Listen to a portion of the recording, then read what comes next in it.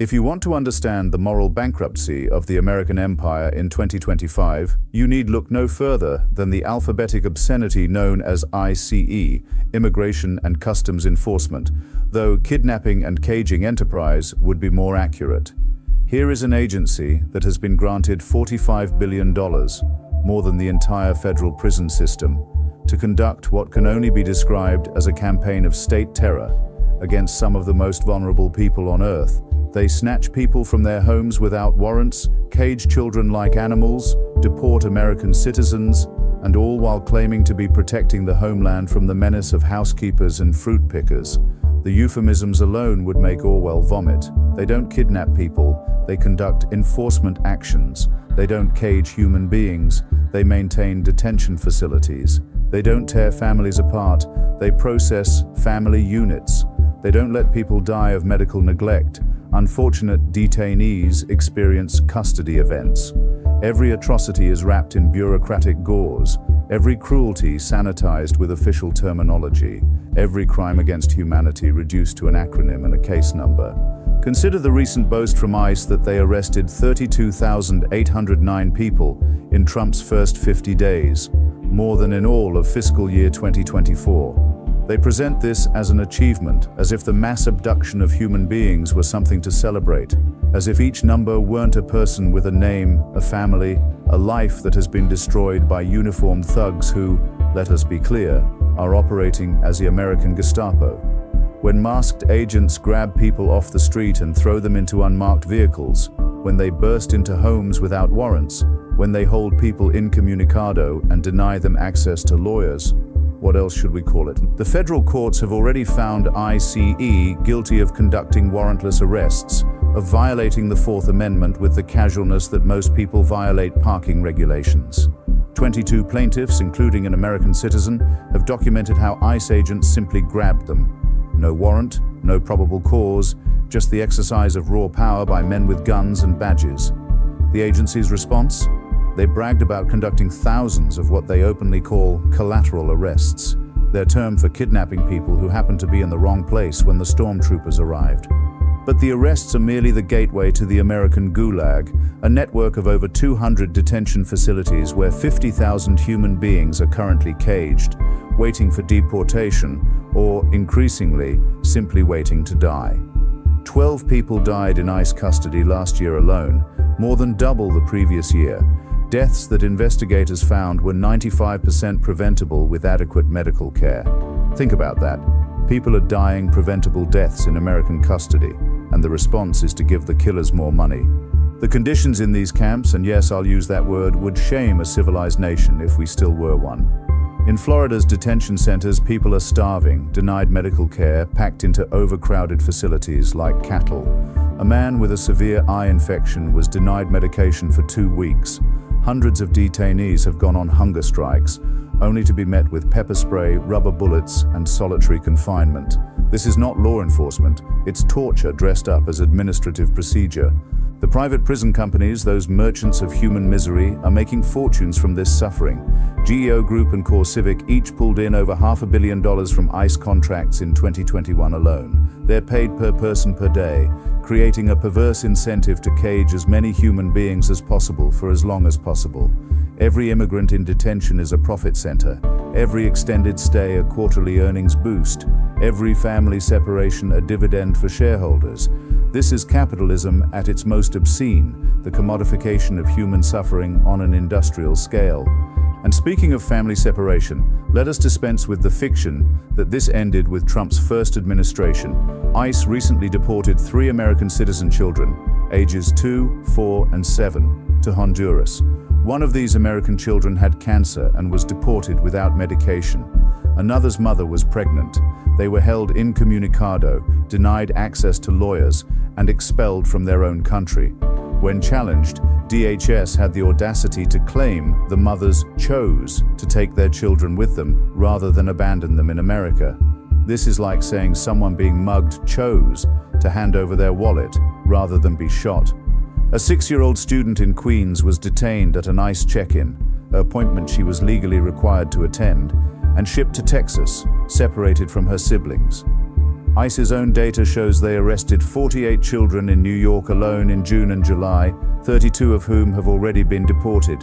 These are not statistics, these are children, American children in many cases, being traumatized and exiled by their own government.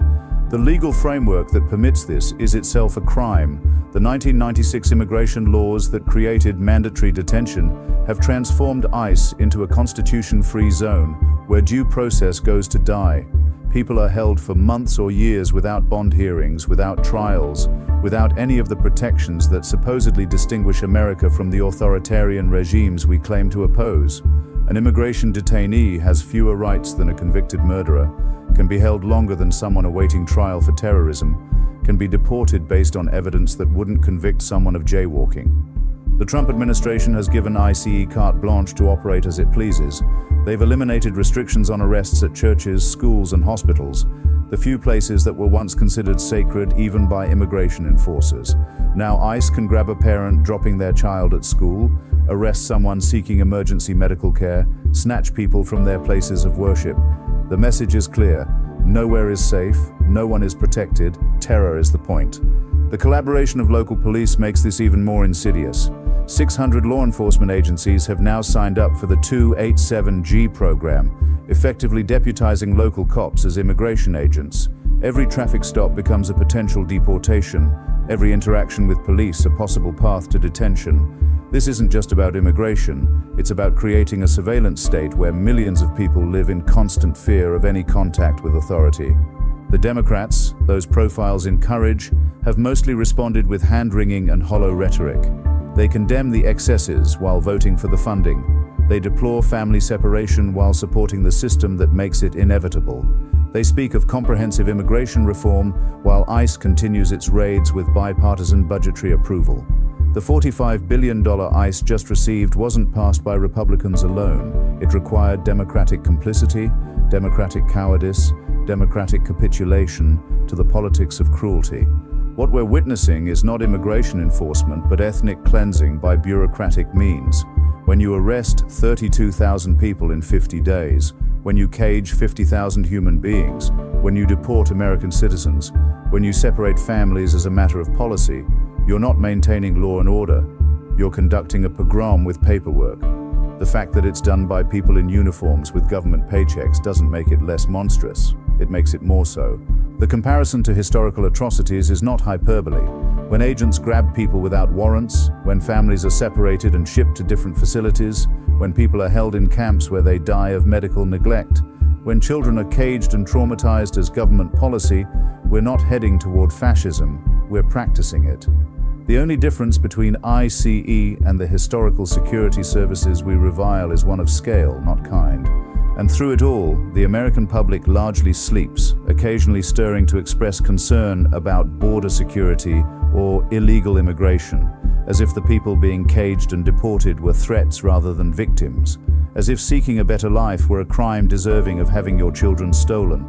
The propaganda has been so effective that millions of Americans see ICE not as the American Gestapo, but as a necessary protection against the invented threat of immigrant invasion. The media, when it bothers to cover these atrocities at all, adopts ICE's euphemistic language, speaks of detainees rather than prisoners, facilities rather than camps, removal rather than deportation.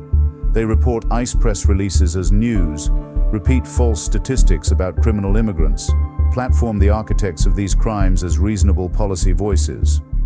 The rare investigative piece that reveals the full horror is quickly buried under the next scandal, the next tweet, the next distraction. Meanwhile, the camps expand, the raids intensify, the deportations accelerate. Children wake up to find their parents gone. Parents are forced to choose between abandoning their American children or taking them into exile. Families are destroyed, communities terrorized, lives ended, and all in the name of protecting America from people whose greatest crime was believing American rhetoric about freedom and opportunity.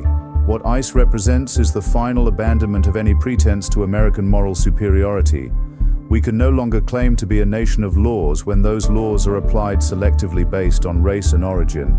We can no longer claim to value families while we tear them apart as policy. We can no longer claim to be a beacon of freedom while we operate a gulag system that would embarrass the Soviets. we have become what we once claimed to oppose, a police state that disappears people, separates families, and operates camps where human beings are caged and die. The $45 billion allocated to ICE could have been used for schools, healthcare, infrastructure, anything that actually improves American lives. Instead, it's being used to destroy lives, to spread terror, to maintain a system of oppression that benefits only the private prison companies and the politicians who feed on fear. This is not just a policy failure, it's a moral catastrophe, a civilizational disgrace, a crime against humanity being committed with our tax dollars and in our name. The question is not whether ICE should be reformed. You don't reform the Gestapo, you abolish it. The question is whether Americans have enough moral courage left to demand the dismantling of this apparatus of terror, whether we can still recognize evil when it wears a uniform and carries a badge, whether we're capable of choosing justice over the false promise of security. Based on the evidence, based on the continuing funding and expansion of ICE, based on the public's acquiescence to these crimes, the answer appears to be no. And so the raids will continue, the camps will fill, the children will scream for their parents, the deaths will mount, the profits will flow, and America will complete its transformation from a nation that once welcomed the tired, the poor, the huddled masses yearning to breathe free into one that cages them, traumatizes them, and ships them back to the hell they fled. This is not a betrayal of American values. This is what American values have become. ICE is not an aberration. It's America without the mask, America as it truly is, cruel, racist, and utterly without shame.